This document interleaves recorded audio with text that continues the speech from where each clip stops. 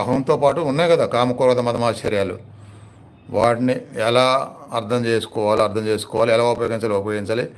వాటిల్లో పూర్తిగా ప్రాక్టికల్గా మొదలైతే అప్పుడు మనిషి దేవుడు అవుతాడు.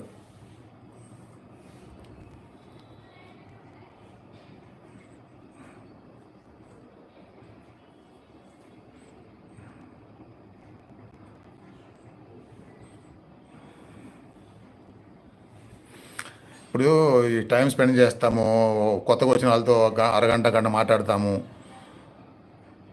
మళ్ళీ రెండు రోజు కనపడరు. ఇది కూడా అప్పుడప్పుడు జరుగుతూనే ఉంది. అప్పుడు అలా జరిగింది, నష్టమేమి లేదు. కొత్త పాయింట్స్ వస్తే అవి ఎలాగో రెగ్యులర్గా వచ్చే వాళ్ళకి దొరుకుతాయి పాయింట్స్. ఒక రకంగా వాళ్ళు కూడా అలా హెల్ప్ చేసినట్టే మిగతా వాళ్ళకి. ఒకరోజు వచ్చి మళ్ళీ వెళ్ళిపోయినా సరే, ఒక ప్రశ్న అడిగి వెళ్ళిపోయినా సరే, అది ఆ ప్రశ్న సరైనది అయితే దానికి సమాధానం కోసం నేను ఇలా అరగంట గంట మాట్లాడితే అందులో మంచి విషయాలు